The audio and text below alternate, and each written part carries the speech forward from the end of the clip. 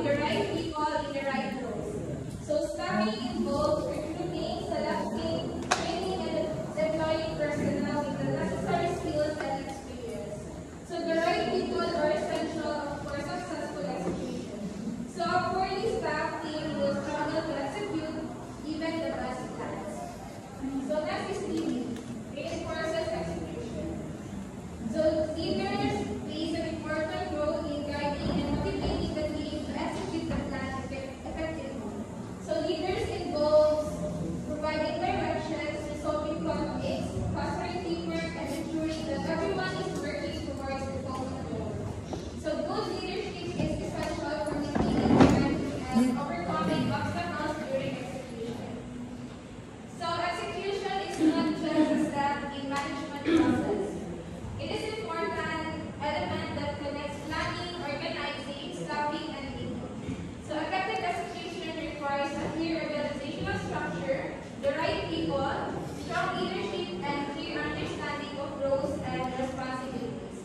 So without effective execution, even the best plans will fail to produce results. So next is communication and motivation. So first, communication can be either top-down, bottom-up, and horizontal. So it emphasizes that communication should flow in multiple directions. So top-down means from management to employees, bottom-up means from employees to management, and horizontal is between employees at the same level. So this ensures the free flow of information and prevents communication blockages. So effective communication fosters a shared understanding of goals, tasks, and roles. So this leads to better cooperation and teamwork, so which are essential for organizational success. So when everyone is on the same page, collaboration is smoother and more efficient. The second is motivation is inducing others to act in a desired manner. So motivation is crucial for inducing employees to act in a desired manner, contributing actively to the organization's goals. So without motivations, employees may be less engaged and less productive. So effective leadership is not just about setting goals, but also about inspiring and motivating employees to achieve them. So leaders should understand their team's needs and motivations, and leaders should actively work to maintain and enhance the employees' motivation. So communication and motivations are inherently connected. So effective communication is a powerful tool for motivating employees. Clearly communicating goals, expectations, and progress helps employees engage and motivated. So therefore, both communication and motivation are important for productive and successful work environment. So a leader who masters both communication and motivation is well equipped to effectively manage their team.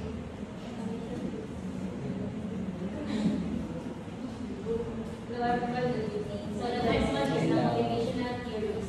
These frameworks can help leaders who wants to foster a productive environment understand the psychology behind human motivation. So there are four well-known theories such as Douglas MacGregor's Theory S and Theory Y, and Chris Andrews' theory and Abraham Maslow's hierarchy of needs and Frederick Heisenberg's theory of motivation. The first one is Douglas MacGregor's Theory S and Theory Y are management theories that describes two contrasting assumptions about employees. So Theory Y assumes that the employees are unmotivated and need to be controlled, while the Theory Y assumes that the employees are motivated and they can be empowered. So, enable to i-harmonize yun na sa organization, kailangan i-motivate ni Theory X, Theory Y si Theory X para mag-work well sa isang organization, para ma-motivate sila, kailangan nila i-supervise by the Theory Y. The next one is Chris Andrews' theory. Focuses on relationship between an organization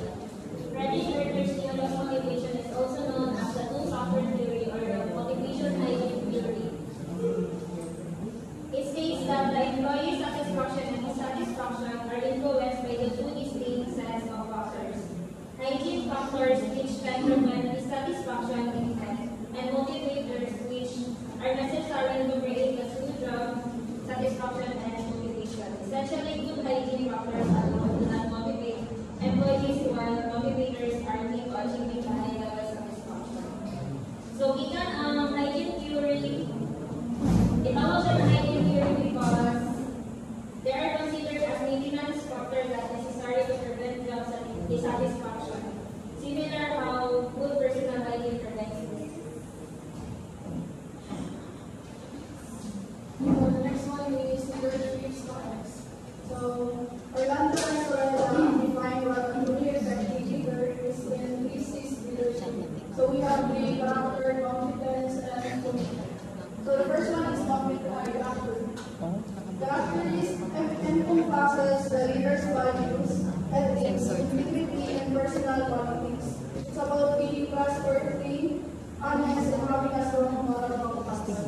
A leader with strong character builds trust and respect for leadership. The next one is competence. This refers to the leader's ability and expertise in their field. It encompasses technical skills, knowledge, experience, and the ability to make sound decisions.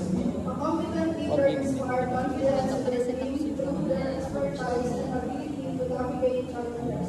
And the last one is commitment. So commitment refers to the leader's dedication to their team, their goals, and their organization.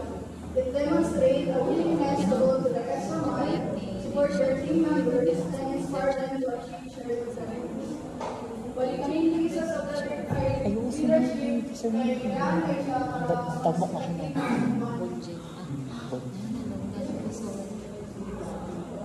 the typical organization. First one is executive managers or supervisors that talk to each other. Meetings dominated by competent managers who have the longest voice. And conflicts being resolved by executive managers. Supervisors reporting on field supervision to the top managers.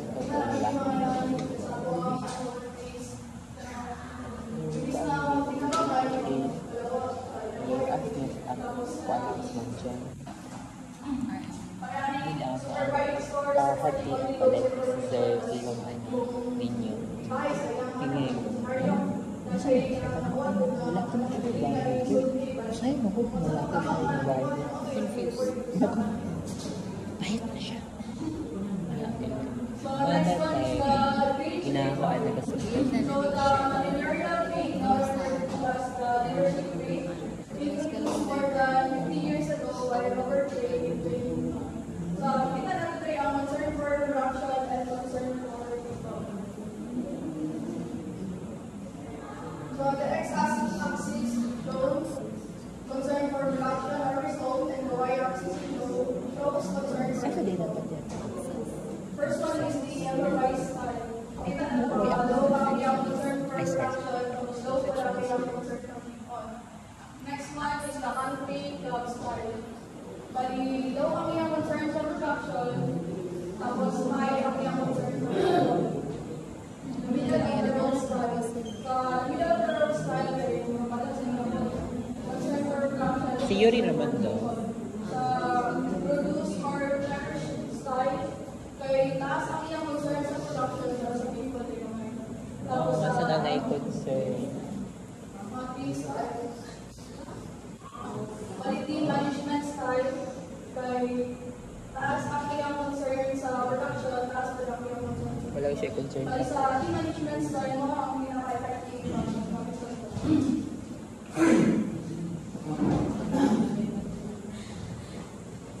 Consider a room full of people with different behaviors. So managing a room full of people with different behaviors is a complex but rewarding challenge by understanding individual differences, fostering a positive environment, and creating a system of support and recognition.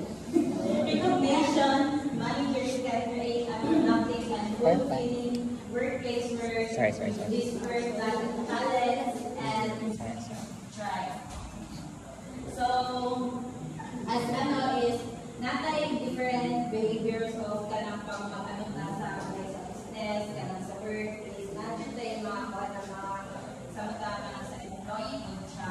Kaya hindi man dyan tanan ano nito siya dira sa work is makaw tayo ka. Siyempre, ano man dyan na gina-train, diba na training ka, sa dilita, ayun sa apply with practical organization scenario. So, matong nito na nagantay, mga behavior. So, diriyan na sa indifferent.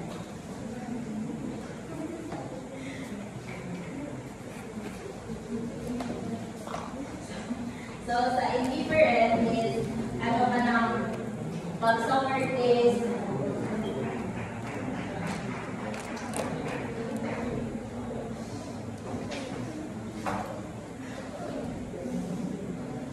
so he or she will avoid direct conflict or quietly go along. So, sa business or kanang sa work, good, kaya di man naamay ka ng first day, siguro nito sa work, kaya kanang siyempre, maulang pa ka, maulang ka ma-approach sa kung paano nimo siyempre, baguhan ka, baguhan ka, siyempre, mag-observe ka kung paano ang environment day at workplace, kay kanang dili man gud na masabak dayon ka sa isa ka work na kanang ma-out na din ka dira di ba dili. So, i-try mo na observe ka dira first na naman sila kanang ilunggay ka kanang nimo na kanang gud mo sa feeling mo or mag-observe ka ba di ba or kanang sa dira so kanang feeling mo syempre kay nagkadako na kuya ka kay kanang mura kanang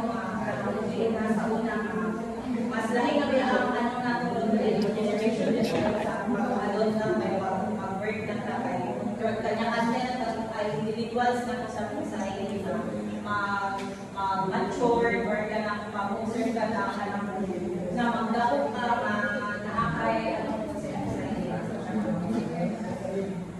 and then next is controlling. So diri is is kanang di ba uban na sa supervisor or kanang sa manager or something kay naman jud na kanang i-lead ka or kay syempre naipabuhat sa imong mga task na ini sa kay buhaton nimo dili lang na kanang si manager kay naka-control siya na kanang unsa imong buhaton gud na kay dili man ka mo mag-work na kanang ay dila ara ka makuha di ba mo ka mo sunod ka dito ako kung sa imong pagbuhat sa imo that's why kanang i-control ka sa manager na dira ka buhaton nimo dira ka na place or kanang communicating is he or she will attend to the direct attention away from conflict by offering encouragement, comfort, and reassurance.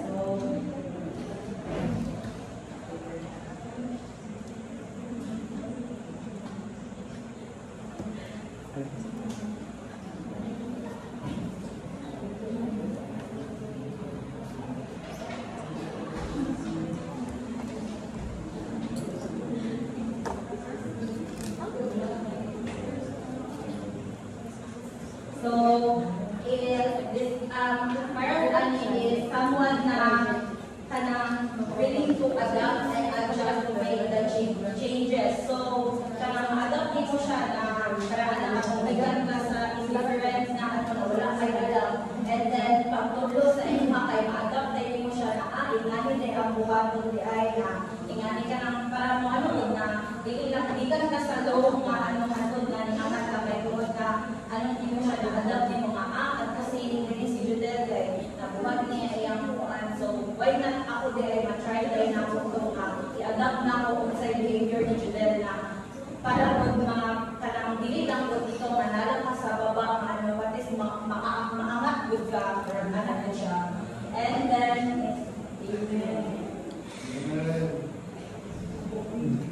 and then is status single.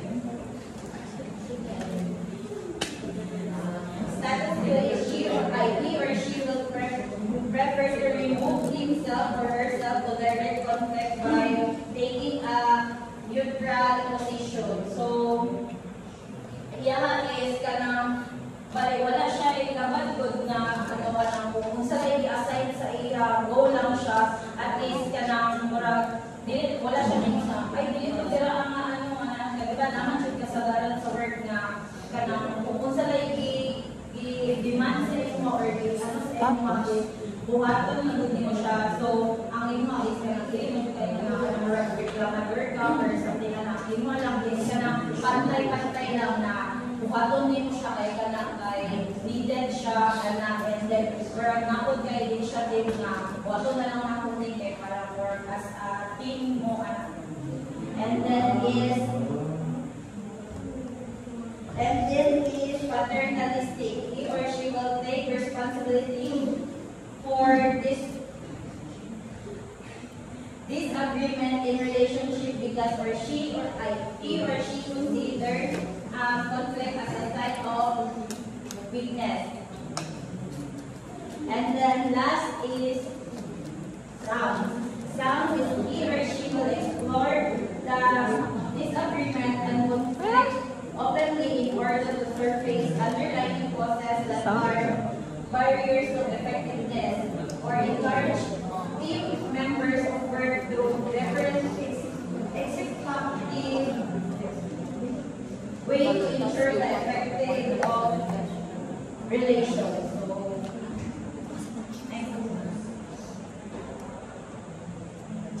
So next is the dynamics of teamwork. Are a complex of constantly involving aspect of organizational management by understanding the key elements, fostering a positive team culture and addressing the challenge actively. Managers can create a high-performing teams that drive innovation and productivity and success. So as ano is same thing, all of us man po siguro man nag-work man siguro ta. So sa work na to is nag-ano man siya ta as a team.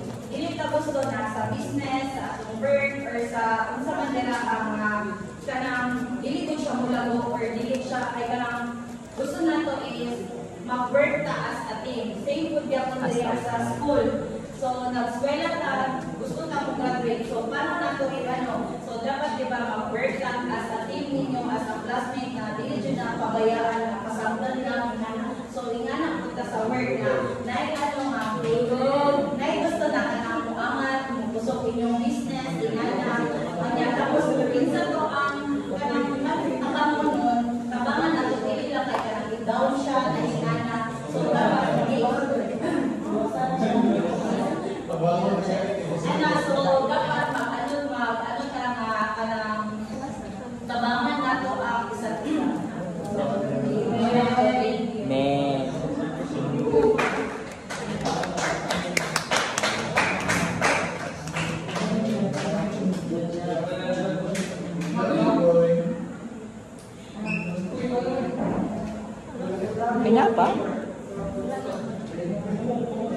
Nasa rin okay lahat.